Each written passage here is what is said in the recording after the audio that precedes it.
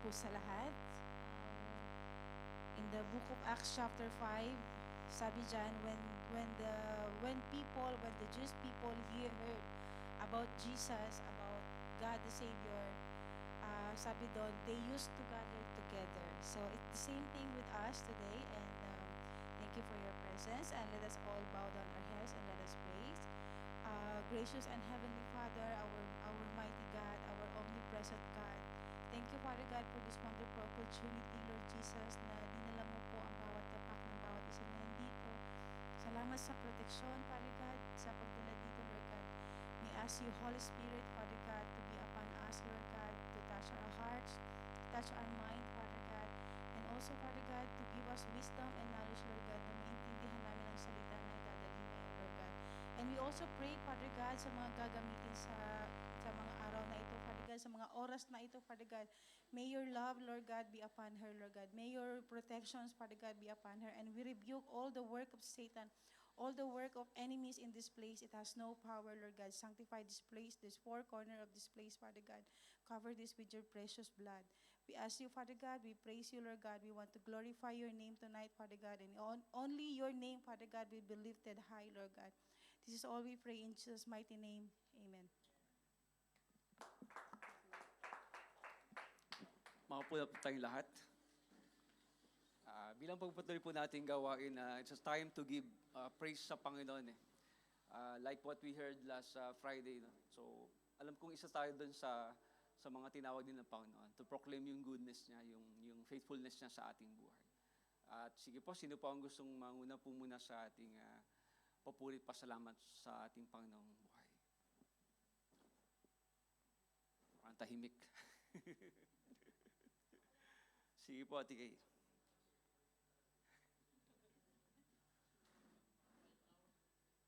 Kasi time check ako ng media at saka technical eh. Hindi, sorry. So, may check up po kasi ako kahapon tsaka kanina. So, nakausap ko po yung doktor ko.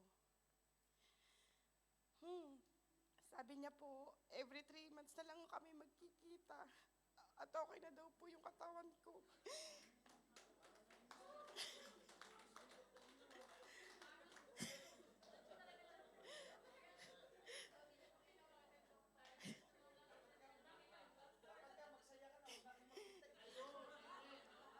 Hindi, kasi sabi niya, for now, kasi hindi naman niya sinabing, I'm cancer-free na eh. Sabi niya, dadaan pa rin ako sa marami ding test. Pero ngayon, sabi niya, okay yung katawan ko. Kasi sabi niya, tumutubo na, kita mo, tumutubo na yung hair mo. So, from November, yung struggle ko from last year hanggang ngayon, pinapakita po ng Lord yung goodness niya sa buhay ko. Yung glory niya talaga umaapaw. So, marami pong salamat sa mga taong alam yung ginamit ng Lord. Yung sabi nga, kapag dumadaan ka sa cancer, parang pag sinabi ng doktor na may cancer ka, death sentence na yun eh. So sa atin bilang mga Kristiyano, yung sentence na yun, hindi eh. Kasi si Jesus Christ lang yung nagbigay at siya rin yung mag-aalis eh. So sabi ng Lord is magtiwala ka lang sa Kanya kasi sabi niya all things work together for good eh. Kasi yung plano naman niya laging maganda eh. So titingnan mo lang sa buhay natin yung perspective mo sa buhay. Talaga bang ang Diyos ba ay buhay sa buhay ko eh. Kasi nakita ko talaga gumalaw ang Lord eh. Marami siyang ginamit. Sabi ko nga sa inyo, sabay-sabay yung struggle ko eh. Wala akong trabaho. 5 months na ako walang trabaho. 1 year po akong walang sweldo. Pero mabuti po ang Diyos. Sabi nga ni Pastor Rio, Ate Kay, ang buti-buti ng Lord sa'yo. Kasi nung una sinabi ng doktor, baka ganito yung mangyayari sa'yo, magkakaroon ka ng colonoscopy bag pag hindi na pagdikit yung bituka mo. Pero umpisa pa lang after surgery, yung kadakilaan ng Lord, binuhos niya na eh. Kaya lang minsan, yung plano niya kasi, nagkaroon ako ng, yung pag-aalinlangan sa Lord kasi dadaan nga ako sa chemo. Natakot kasi ako nun kasi nga yung best friend ko, 4 months lang siya eh. Hindi niya nakayanan ng chemo eh. Kasi nga sabi ko nga sa'yo, yung chemo pumapatay siya eh. Yung good cell at saka bad cell mo eh. Parang sinabi ng Lord sa Isaiah 43 verse 2 eh. Sabi niya, when you pass through waters, I will not harm you. When you walk through the fire, I will not harm you. Yung yung gamot na pumapasok sa katawan ko, sabi niya, it will not harm you. Even yung parang, di ba sabi niya, fire na pumapatay sa loob mo. Hindi, sabi niya, I will not harm you Kaya, alam mo yun, pinakita ng Lord talaga yung kabutihan niya So, walang talagang, sabi ko nga sa kanya, Lord, even if, yung mga tao kasi, di ba? Ako po, nung nagkikimo po ako, diretso po yung cell group din namin Dumadaan po ako dito. Pag may cell group, sabi ko nga, wala namang ibang magtutuloy Hindi lang po pwedeng doon ka lang sa bahay, magmukha kasi may cancer ka Tinawag ka ng Lord, may gagawin siya sa buhay mo At may gagawin din, may napakita ng Lord na kailangan makita ng mga tao yung goodness ko yung glory ko Parang naalala ko yung namatay si kapatid ni Martha. Si Lazarus ang tagal dumating ng Lord, di ba? Dumating siya, 4 days nang patay si Lazarus Para makita pala yung glory niya So sa buhay natin, iba't ibang sitwasyon na nararanasan natin, iba't ibang kwento ng buhay. Pero sa buhay natin, may isang Diyos na talagang nagmamahal sa atin. Talagang kakapit ka lang sa Kanya Doon ko din na-realize na kahit gaano karami mong pera, kahit parang hindi naman umaapaw, pero sabi nga, binibless ka Pero darating sa sitwasyon, hindi mo siya magagamit Kasi kahit yung pera, hindi ka maisasalba Ang kailangan pala, yung relasyon mo relasyon mo sa Diyos, at relasyon mo sa mga tao. Kaya sabi ko nga Lord, kung kailangan gamitin mo pa yung buhay ko, gamitin mo. Nagpapasalamat po ako sa family ni Pastor Randy, lalo na kay Ate B, kasi siya yung talagang nag-asikaso sa akin sa mga pagkain, going to NCCR. Ganun din yung sa cell group ko, sa Landmark, tsaka kinda Mami Presi. Sa Prayer Warrior, salamat po sa pagsama sa panalangin, sa pagluhod niyo po para sa buhay ko, para magkasama-sama po ulit tayo. And then sabi ko nga, di ko po alam kung 2 or 3 years mag-i-stay pa ho ako dito. Sabi ko nga, Lord, may isa-dalo talaga ako makakapag-produce ako ng leader. Pwede ko na pong iwan ng CCIQ Kasi kaya niyo na kaya na natin, kaya na kayong iwan Kaya na yung mangingisda sa mga tao Magandang gabi po. To God be the glory. Salamat po, Ate Kay. So, it's a continuation of testimony of Ate Kay last Friday. Pero mas nakita natin yung glory ng Panginoon sa buhay ni Ate Kay, paano kumilos. At really, a prayer is a very powerful prayer. Walang imposible sa ating mga panalangin. So, magkita na lang kayo ng doctors or mga twice a year. O once a year. Glory to God. Sino pa po ang gustong magpuri, magpasalamat sa Panginoon? Sige po, Ate Liza.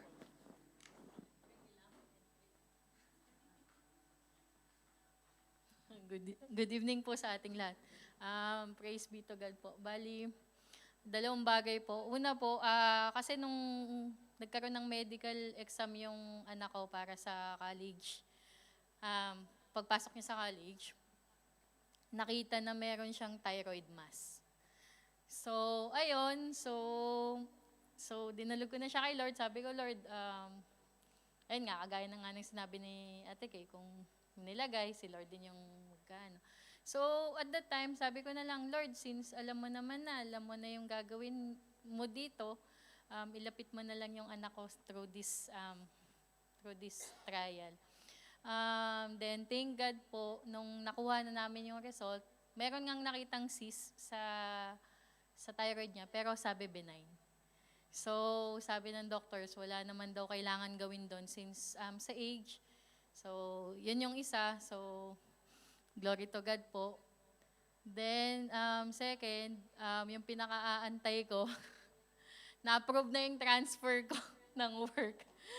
So, sabi nga pag binibigyan ka ni Lord ng test, gawin mo yung testimony.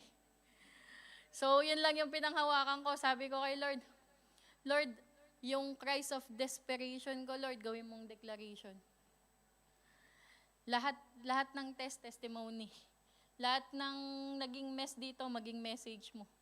So, ayun, binigay na ni Lord.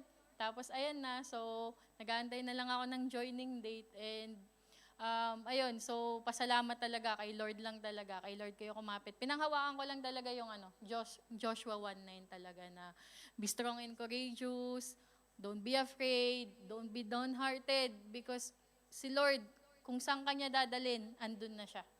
Lagi tayong magtiwala kay Lord. Glory to God po. Salamat po, Ate Lisa. So, tayo po tumayo lahat sa ating paborito pasalamat sa Panginoon.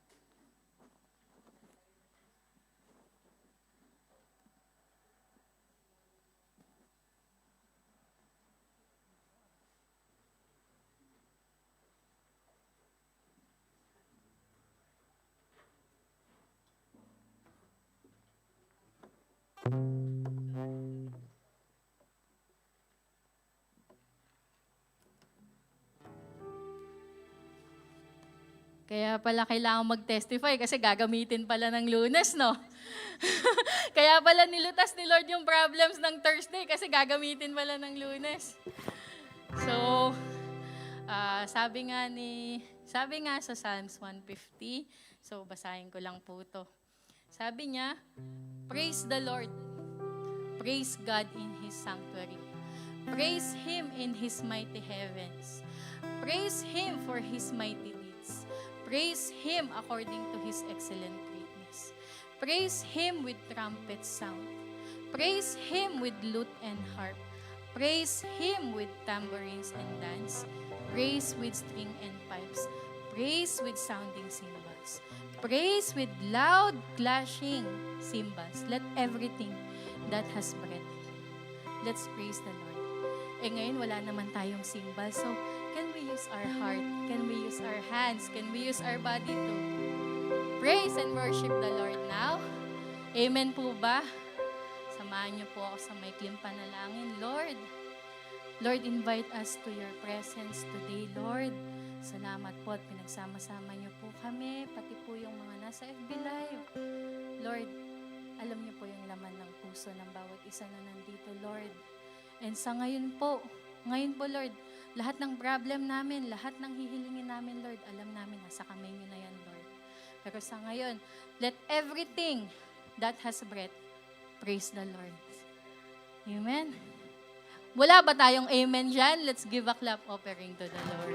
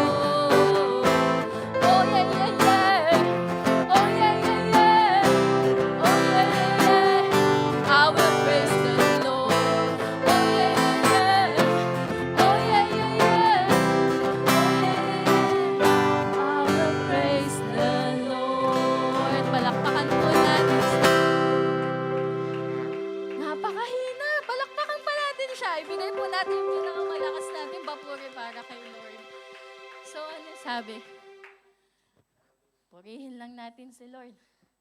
Kasi hindi siya nagbabago. Yung faithfulness niya sa atin, hindi nagbabago. Tuwing umaga. Great is your faithfulness, Lord. Sabayan niyo po kami para purihin natin si Lord. Invite natin si Lord dito.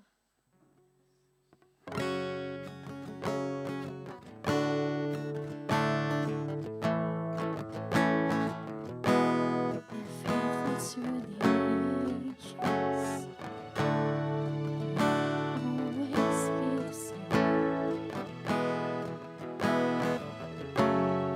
God of Abraham, you're covenant, faithful promises. Time and time again, you have proven you do just what you say. Though the storms may come and the winds may blow, I remain steadfast. Let my heart learn when you speak the word, it come to pass. Great is your faithfulness to me. Great is your faithfulness to me. From the rising sun to the setting sun, I will praise your name. Great is your faithfulness to me. Oh. Can I get a testimony? Kung gaano ka-great si Lord.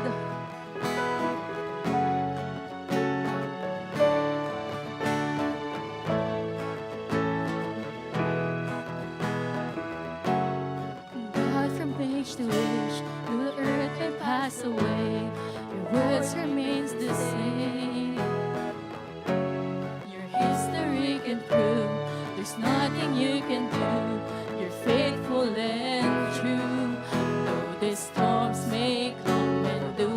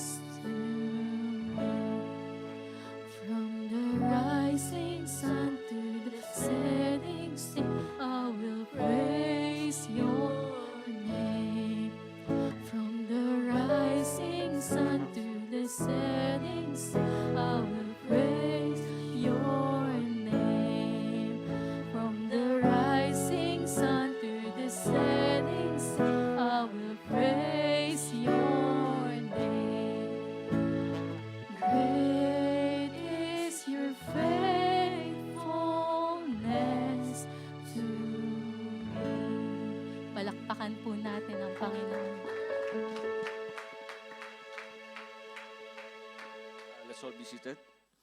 Napakasarap nga magpuri sa Panginoon. Because we have a great God. From Him, there's a great faithfulness of our living God. So bilang pagpatuloy po ng ating gawain, tayo pangunahan ng mensahe ng Panginoon sa pamamagitan ng buhay ni Sister Lorena po. Palakpakan po natin ang Panginoon.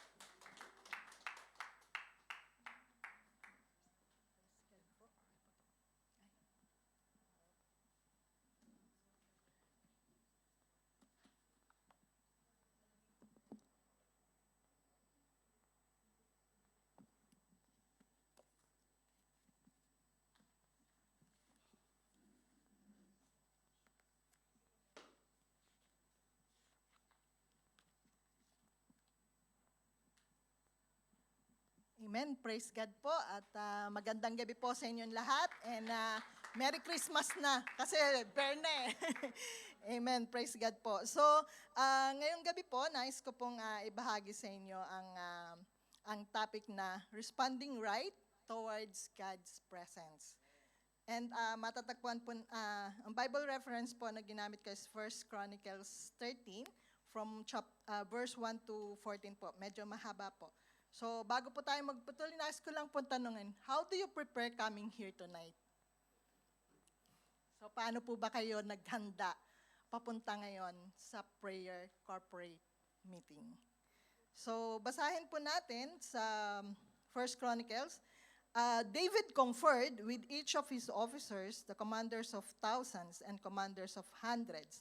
He then said to the whole assembly of Israel, if it seems good to you, and if it is the will of the Lord our God, let us send word far and wide to the rest of our brothers throughout the territories of Israel, and also to the priests and Levites who are with them in their towns and pasture lands, to come and join us. Let us bring the ark of our God back to us, for we did not inquire of it during the reign of Saul. The whole assembly agreed to this, because it seemed right to all the people.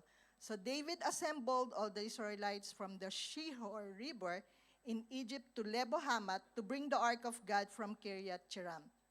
David and all the Israelites with him went to Baalah of Judah, Kiriath Jearim, to bring up from there the ark of God, the Lord, who is enthroned between the cherubim, the ark that is called by the name. They moved the ark of God from Abinadab's house on new cart, with Uzzah and Ahio guiding it. David and all the Israelites were celebrating with all their mights before God, with songs and with harps, lyres, tambourines, cymbals, and trumpets. When they came to the threshing floor of Kidon, Uzzah reached out his hand to steady the ark, because the oxen stumbled. The Lord's anger burned against Uzzah, and he struck him down, because he had put his hand on the ark. So he died there before God. Then David was angry, because the Lord's wrath had broken out against Uzzah, and to this day that place is called Perez Uzzah. David was afraid of God that day and asked, how I can ever bring the ark of God to me? He did not take the ark to be with him in the city of David. Instead, he took it aside to the house of Obed-Edom the Gittite. The ark of God remained with the family of Obed-Edom in his house for 3 months, and the Lord blessed his household and everything he had. So let us pray. Our Father in heaven, thank you for your word today. We acknowledge your presence in our midst, and may we glorify in everything that we do today. In Jesus' mighty name we pray. Amen. So, let us, bakit po sinabi kong responding right? So, bigyan po muna natin ng definition yung responding versus reacting. So, sabi po doon is, responding is a conscious, thoughtful, and spiritual decision to act in accordance with God's will rather than being driven by negative external factors or internal factors. In short, attitude na pinag-isipan that reflects God's character and God's ways. And so while reacting naman po is an automatic, involuntary, emotional behavior after triggered by external stimuli. So, opposite po yan ng responding. So, I hope wala pong violent reaction. Ayan po. So, before we proceed, let me give a brief background about Ark of the Covenant. The Ark of the Covenant was constructed as the Lord instructed through Moses. So meron po yung mga specification and instruction na kaakibat. So it was initially kept in the most holy place of the tabernacle. And the ark contained the gold jar of manna, Aaron's staff that had bedded, and the stone tablets of the covenant. So let's go back on the passage. So dito po sa passage na binasa natin, may tatlo pong character na mention po dyan. Si David, si Uza, and si Obed-Edom. So after a long waiting, finally David was proclaimed king. And alam niyo naman po kapag may mga bagong opisyal, di ba? May magandang mga plano kaagad yan eh. And so David has a very commendable plan. So ang pinlanon po niya is to bring back the Ark of the Covenant to Jerusalem. So ano pong purpose niya? David's goal was to restore the centrality of worship for the Israelites, making God's presence a focal point for daily life in Jerusalem. So in moving the Ark of God, David was expressing, God is important to me. And it is his way of honoring God and putting God first for his kingdom. Though the motives are right, but the method of how he bring it, yun po yung hindi compliant. And so, ano po yung nag-cause? Why David's plan failed?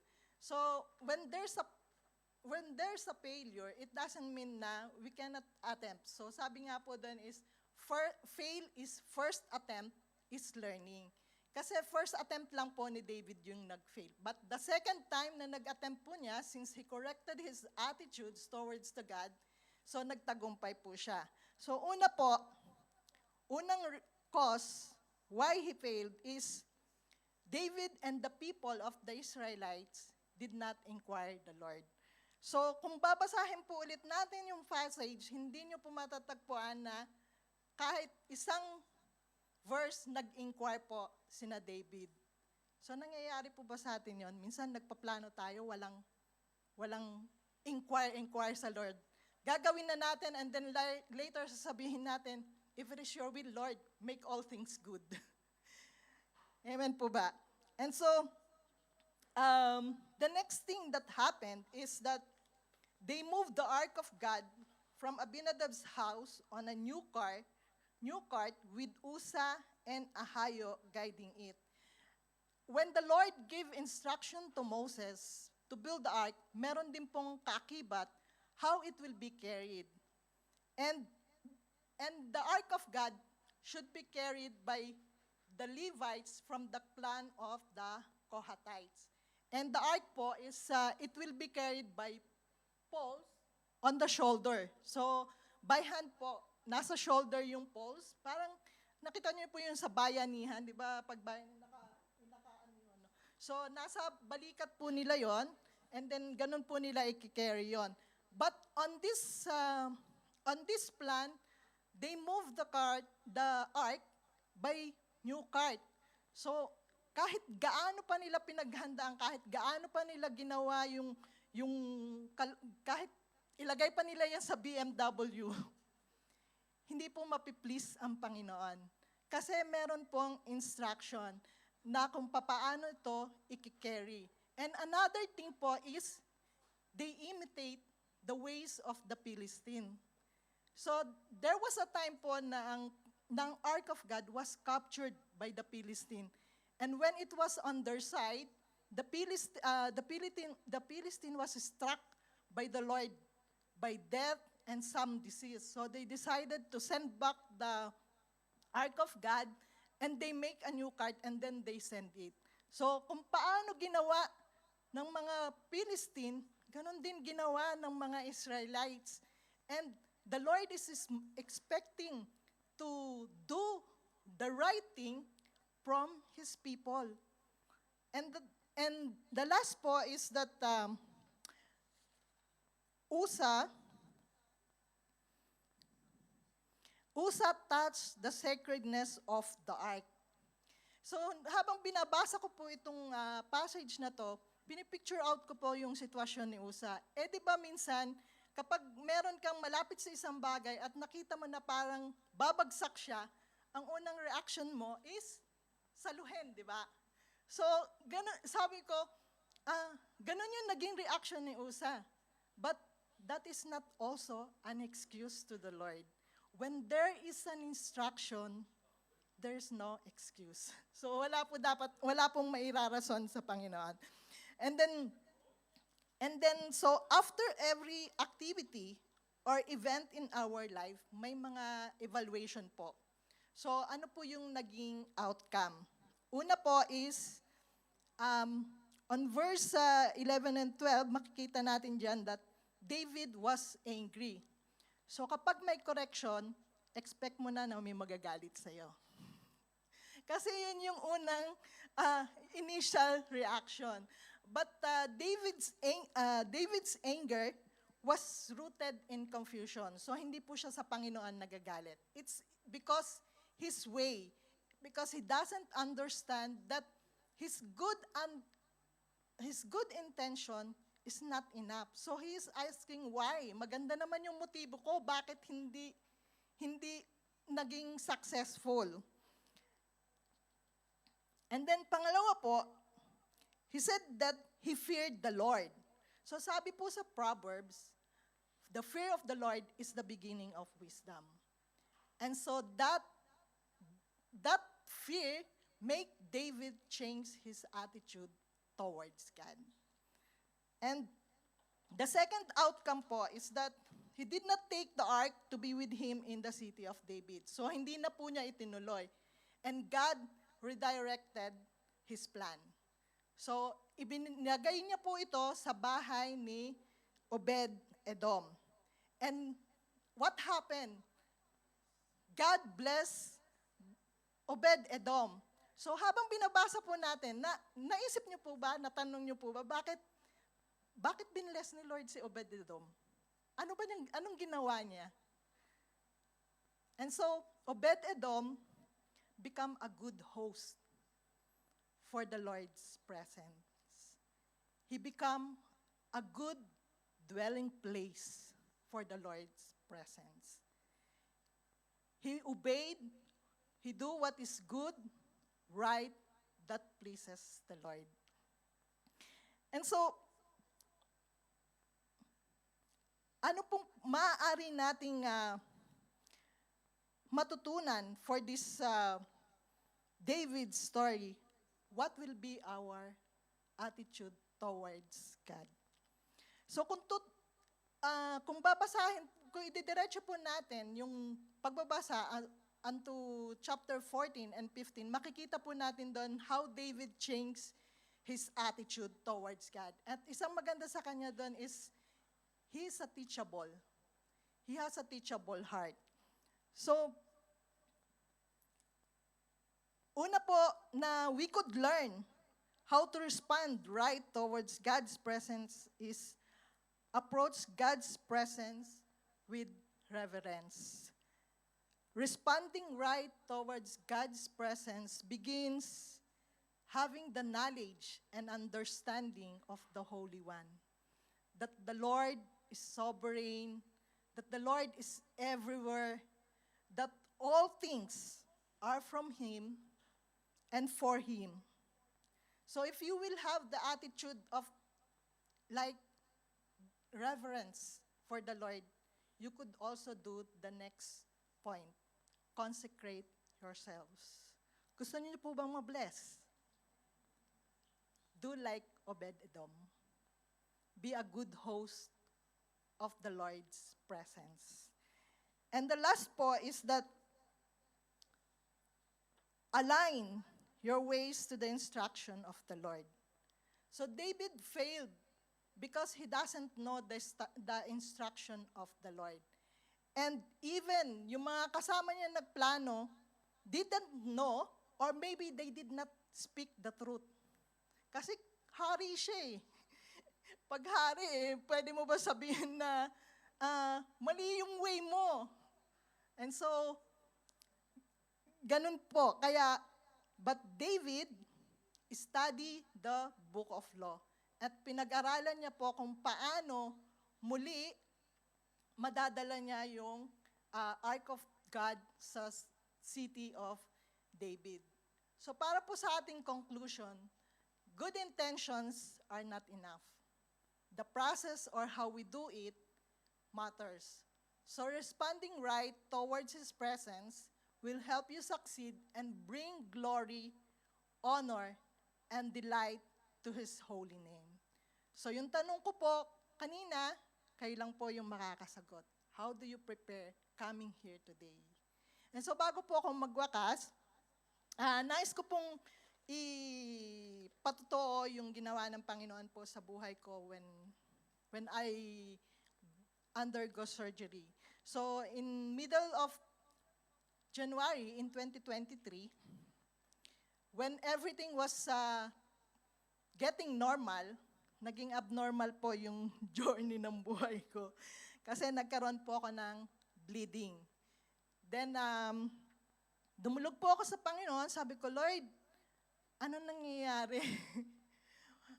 And sabi ko sa Kanya, after 2 weeks at hindi pa mag-stop, magpapa-check up na ako. And then, hindi pa man po natatapos, the Lord confirmed it through the reaction of my body. On the 12th day, to be exact, pumasok po ako, umuulan. Pagdating ko sa office, tumakbo ako mula parking hanggang sa front door. And then, hinihingal po ako and naninikip yung dibdib ko. And so, sabi ko sa Panginoon, Lord, magpapa-check up na ako.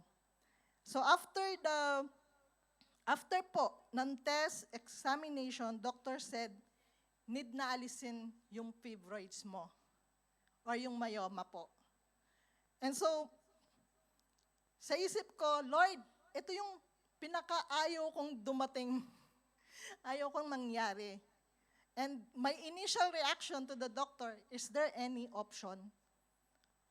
But the doctor said, we can only give you medicine, but we cannot assure you na mauulit muli yun nangyari sa'yo. But for now, we will treat you for your hemoglobin and then for further examination, mag-MRI. So after MRI result po, the doctor talked to me again na yun lang talaga yung masasuggest nila sa akin. And she said, we are doing it here. So hindi ko po in-expect yung provision na yon. Ang sabi niya, may insurance ka, i-request namin sa insurance mo yung approval to do the procedure, and then if hindi ma-approve, then we will refer you to Hamad. So, pinag-pray ko sa Panginoon, so sabi ko, Lord, sa'yo ko ipinagkakatiwala ang lahat ng ito. Na-approve po. So, the decision is now on me. And so, in my confusion, I shut down my social media. So marami pong salamat sa mga naka-notice, sa mga nag-message po sa akin noon. Alam ko po na yung pangungumusta nyo that time ay may kasama ng panganalangin that I hope I am okay. And so, doon na po nagtaka si Michael kasi hindi ko pa po sinasabi sa kanya. And sabi niya, may problema ba? So sabi ko kay Lord that time, if mag-decide man ako, nais kong ako mismo makarinig ng instruction mo mula sa'yo. And besides, hindi ko nga alam kung paano ko rin i-inform kay Michael at hindi ko rin alam kung paano ko i-inform yung amo ko. So, mga worry na unti-unting sinolusyonan po ng Panginoon. So, at the end of February, I suffered severe pain. So, sobrang sakit po nung tiyan ko that time. And that made me ask the Lord, need ko na po ba talagang mag-undergo ng surgery? And the Lord showed me situation that made me rethink and realize His answer to my prayer is no, kasi ang panalangin ko po is ayoko pong mag-undergo ng surgery and i-heal niya ako naturally. Kasi ang sabi po ng doktor, mag-shrink naman daw po yun kapag dumating na sa menopausal period. So, hinihintay ko lang yung time na yon. Pero dumating nga po yung ganong sitwasyon. And so he said no because he is redirecting me to his plan. That is for my protection. And that day, my doctor called me also reminding me that the insurance validity is only 1 month, so we need to do the procedure within that period.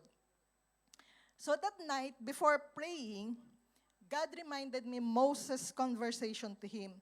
Yung sabi po ni Moses na, if your presence will not go with us, we will not go. And so that changed my attitude towards God. And that changed also my prayer. So nag-submit po ako sa plano ng Panginoon. And like a child with fear and asking assurance from his father, sabi ko po kay Lord, pag po ba nag-undergo ng surgery, sasamahan mo ko. And after I prayed for that prayer, I felt peace po. And I continue reading the Word of God. And sa pagbabasa ko po, nasa 1 Samuel chapter 14 po ako doon.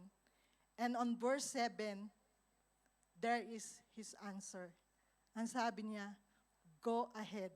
I will be with you, heart and soul. So umiyak po ako kasi that is the exact word na hinihintay ko. And that made me decide the following day to report to my doctor, magpapa-schedule na po ako ng surgery. But when he asked me, where is your husband? Sabi ko po, nasa Pilipinas pa. Babalik ba siya? Opo. Then we will do it when your husband is here. And so, the Lord also teach me to submit to my husband. So, on March 22, 2023, nag-undergo po ako ng hysterectomy surgery. And all goes well po in the grace of the Lord. And so, at this time, every time na makikita ko po yung scar, sinasabi ko kay Michael, that is my smiley. It reminds me of God's faithfulness that He will never leave me nor forsake me. So, glory to God po. Let us pray. Panginoon, aming Ama, maraming salamat po for today's message. And Panginoon, sa iyo po namin ipinagkakatiwalaan lahat. And as we hear your word, let your people be a doer of your word. Maraming salamat po. In the mighty name of Jesus we prayed. Amen and amen. Praise God po.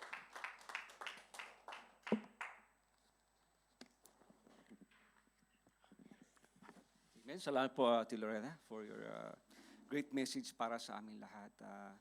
Yung right response natin sa God's presence really is very, yung pinapakita ng Diyos para sa atin na talagang dapat talaga magsumit tayo sa Panginoon. Surrender everything sa Panginoon. At talaga yung kikilos, gagawa ng lahat. Yun yung mga bunga ng ating mga panalangin. Yung sinistate ni Ate Lorena, that's a testimony, is a fruit of the prayer, yung sagot ng panalangin. Same like with us. Nandito tayo ngayon, nakaupo ngayon sa Qatar. Kasi we are also part of the answered prayers. So to God be the glory po. Salamat po muli sa Panginoon. At dadako na po tayo sa ating prayer updates by Sister Monica.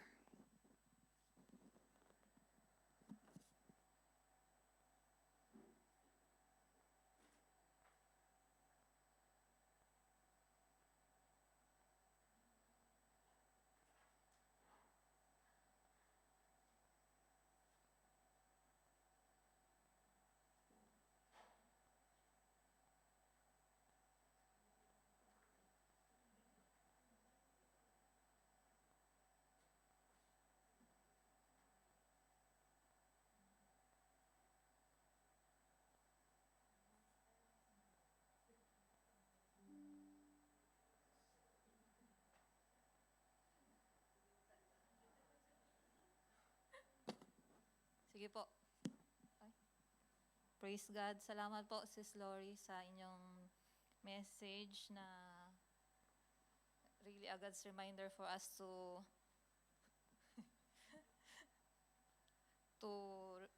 revere, like show our reverence to God. So praise God po, marami tayong mga Thanksgiving this week. Una na po dyan, yung sa newcomer.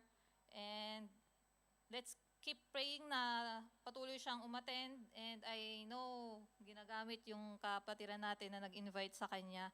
And praise God po sa successful surgery ni Ate Presi. So, ang update po is for 21 days pa yung full recovery ng mata niya. And let's keep praying for her. At praise God din po, na-touch nga ako dun sa Synod ni Hazel na update nung isang sinisigi nila, yung kay Florigin Alera, yung pinag-pray din po ni Pastor Rio, na talagang kahit yung personal prayer niya dun sa paper, na talagang yung worry niya na baka malala yung case niya sa spine niya, but praise God talaga na-experience niya yung answer ni Lord. Basta hindi po siya malala, kailangan lang po talagang physically active siya. So, yun po. Praise God sa ginawa ni Lord sa kanya. And yun nga, nakita natin si Raho, safe and sound na nakabalik po dito sa Doha. And praise God sa worship in prayer. First time na ginawa natin. Praise the Lord. So, meron na pong susunod yan next year. Salamat po sa mga nag-testimony at patuloy na gagamitin ni Lord to share God's goodness. And praise God din po sa financial literacy na shinare sa atin ni Pastor Randy. Sa mga hindi po naka-attend, pwede kayong manood, naka-save yan online. So, we are blessed na talagang matuto at ma-remind on how we handle money in God's way. And update po, sa mga pinagpipray natin is, yung kay Sis Livy po, unfortunately, hindi siya na-process until the end of August. So, let's pray na i-comfort siya ni Lord. Alam niyo po, yung experience na third time, ulitin niya ulit yung QVC. But ito na po talaga yon for sure. Kasi nakuha na po nila yung job order. So, dire-diretso na siya. At kay Raho, ipag-pray po natin yung patuloy na processing para sa QAD niya. At sa ating additional prayer request, let's pray. Ito po yung sa mga prayer request sa Bioskin Villa CG. Wala pa kasing name. Ate Chop. Yung pong nasimulan ni Ate Chop sa at Ate Joy sa kanilang villa. Si Sis Maylene po, yung sa kapatid niya na mag-heal. Medyo may spiritual something yung panghihina po ng katawan niya very matagal na. So, let's pray na ma-heal siya completely. At para kay Thea Jean na talagang matagal na niyang pinagpipray na magbuntis, praise God po at na-answer na ni Lord. But let's pray for healthy pregnancy. At isama rin po natin yung mother ng contact ni customer ni Hazel. Kasi alam mo naman nating nagagamit na si Hazel sa platform ng Facebook. So, may nag-assign ng prayer request, so we are privileged to pray for this. Yung mama niya po na stroke, let's pray for healing para kay Sis Mary Tim. And for our prayer focus, let's pray. We are reminded na ito po talaga ay heart ni Lord to share the gospel. Yung heart ng CCIQ is into evangelism. So let's pray na talaga pong we are into it, we pray for it, especially may mga dumarating na newcomers dito at yung mga ginagamit pong nag-evangelize sa taas. So, let's keep praying kasi lahat po tayo may part dito. Amen? So, let's group, find your prayer body, and let's pray. Thank you. Lord to God.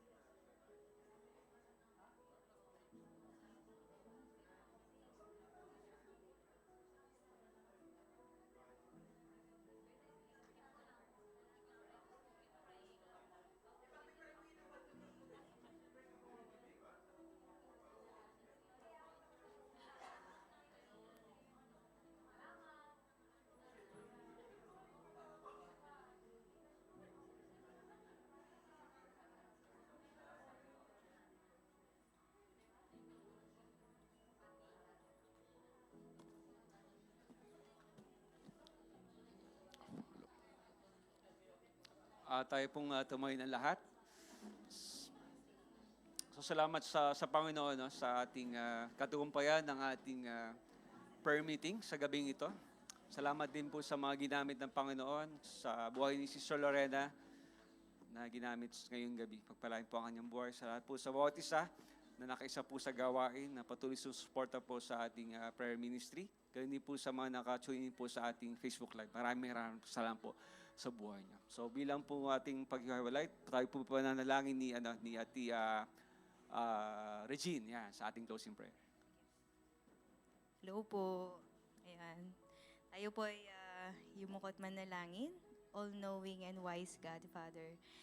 Maraming salamat po, Lord God. Once again, Lord God, nandito kami, Lord God, nananalangin sa iyo, lumapit, Panginoon. At alam ko, Lord God, dininig mo na, Lord God, pinagaling mo ng bawat isa, Panginoon. Binigyan mo na ng lakas, Panginoon. Lord, salamat sa grace, sa love, Lord God, that you care for us 24/7. Binabantayan mo po kami, Lord God. There's healing in your name. There's victory in your name, Lord God. In any season, Lord God, you are present, Lord God. Thank you, Father God, for being with us and reminding us again, once again, Lord God, the response in a right heart, Lord God. You know our heart, Lord God, the right attitude, the right character, Lord God. Lord, dwell in us, Lord God. Our faith will submit to you, Lord God, will acknowledge you, Lord God. You know everything, Lord God, na pinagpipray namin every day, Lord God, and you hear us, Lord God. Di ka napapagod, Lord God, napakinggan kami sa mga namin, Lord God, hinaing namin, Lord God, through the victory, Lord God, and everything, Lord God, that you meet us in the end, Lord God. Thank you so much for taking good care of us here on earth, Lord God. Maraming salamat po, Lord God, at ingatan niyo po ang bawat isa sa amin, Lord God, as we depart in this place, Lord God. Once again, salamat po sa presensya mo, O Lord. Lord, ingatan mo ang bawat isa sa amin na nag-spend ng time at oras dito, Lord God. At maghihiwalay po kami sa lugar na ito, Lord God. Pakaingatan mo kami, maging light and smooth, Lord God, ang pag-alis namin dito, Lord God, sa lugar na ito, Panginoon, muli. And bigyan niyo po kami ng magandang tulog, Lord God, para bukas, Lord God, sa trabaho nga harapin, Panginoon, na yung binigay para sa amin, Lord God. And I pray din po, Panginoon, yung food na kakainin namin, Lord God, magsilbing kalakasan, Panginoon, sa gabing itong oras na ito. Muli, Lord, ang buhay na ito, Lord God, maraming salamat. Ang buhay na ito ay sa iyo lamang, Lord God, na puno ng pasasalamat at walang hanggan, Lord God. Maraming salamat, O Lord. All praises to you, Lord Jesus. Sa iyo lamang, walang iba, Lord God. Sa pangalan ni Jesus, in Jesus' name, amen. Thank you. God bless po. Maraming salamat po. To God be glory po. And see you next na Monday. Balik po tayo sa online prayer meeting. To God be the glory.